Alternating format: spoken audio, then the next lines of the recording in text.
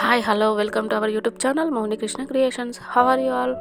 ఈ వీడియోలో ముల్లంగి ఫ్రై లేదా వేపుడు ఎలా చేసుకుందామో చూద్దాం. చాలామందికి ముల్లంగి అంటే ఇష్టం ఉండదు కదా. ఇలా ఒక్కసారి చేసుకొని చూడండి, మళ్ళీ మీరే చేసుకొని తింటారు.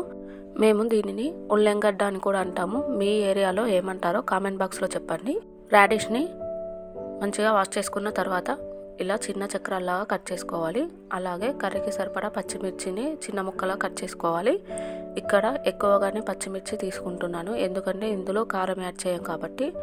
తర్వాత స్టవ్ వెలిగించి స్టవ్ పైన ఒక బౌల్ పెట్టి కర్రీకి సరిపడా ఆయిల్ వేసి, ఆయిల్ వేడి కాగానే ఆవాలు, జీలకర్ర, పచ్చిమిర్చి వేసి కొద్దిగా సేపు వేగనివ్వాలి.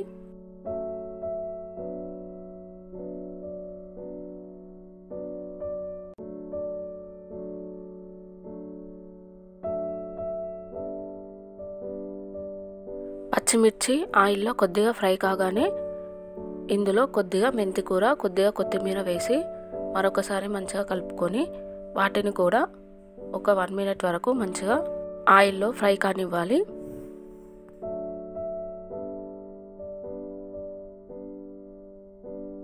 వన్ మినిట్ తర్వాత మెంతికూర, కొత్తిమీర కూడా మంచిగా వేగిపోతాయి. ఇప్పుడు చక్రాల్లాగా కట్ చేసుకున్న రాడిష్ ముక్కలను వేయాలి. వేసి మంచిగా కలుపుకోవాలి. పసుపు వేయకూడదు, పసుపు వేయడం వల్ల ఈ ముక్కలు తొందరగా ఉడకవు కాబట్టి ఇప్పుడే వేయకుండా ఇవి మంచిగా వేగిన తర్వాత పసుపు వేసుకోవాలి. అంటే పసుపు వేయడం వలన ఈ ముక్కలు ఉడకడానికి ఎక్కువ సమయం పడుతుంది. ఇలా మంచిగా కలుపుకున్న తర్వాత 3 to 4 మినిట్స్ మంచిగా ఆయిల్లో వేగనివ్వాలి. మూత పెట్టకూడదు.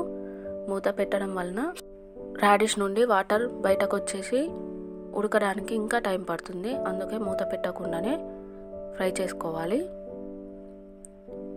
ఇలా కొద్దిసేపటికి మంచిగా ఫ్రై అయ్యి సైజు తగ్గి కొంచెం గోల్డెన్ బ్రౌన్ కలర్లోకి వస్తాయి. ఆ తర్వాత మనం కర్రీకి సరిపడా పసుపు వేసి మంచిగా కలుపుకోవాలి.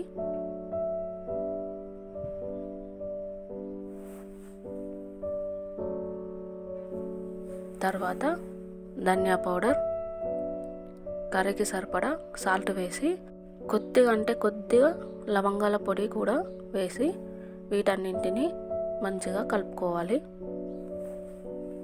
ఇలా కలుపుకున్న తర్వాత మళ్ళీ 2 మినిట్స్ మంచిగా వేయించుకోవాలి. అయ్యో రామా, నేను ఈ వీడియోలో రాడిష్ వలన యూజెస్ ఏంటో చెప్దామనుకున్నానండి. స్టార్టింగ్లో మర్చిపోయాను. ఈ రాడిష్ అల్సర్ను, ఎసిడిటీని నివారిస్తుంది. అలాగే చర్మ సమస్యలను నివారిస్తుంది. జలుబు, దగ్గును నివారిస్తుంది. జీర్ణకోశ సమస్యలు, మలబద్ధకాన్ని నివారిస్తుంది. అలాగే మోస్ట్ ఇంపార్టెంట్, బరువు తగ్గడానికి ఉపయోగపడుతుంది. ఇన్ని బెనిఫిట్స్ ఉన్నాయి కాబట్టి మనం తప్పకుండా తినడానికి ట్రై చేద్దాం. 2 మినిట్స్ తర్వాత ఇలా మంచిగా ఫ్రై అయిపోయి ఆయిల్ పైనకు వచ్చేస్తుంది. ఈ టైంలో లాస్ట్లో కొద్దిగా కొత్తిమీర వేసి మరొకసారి కలుపుకొని స్టవ్ ఆఫ్ చేసి సర్వ్ చేసుకొని తినడమే. ఈ వీడియో కనుక మీకు నచ్చితే తప్పకుండా like, share, subscribe and comment చేయడం మాత్రం మర్చిపోకండి. వీలైతే మీ బంధువులకి, మీ చుట్టాలకి వీడియోని షేర్ చేయండి. Thank you all.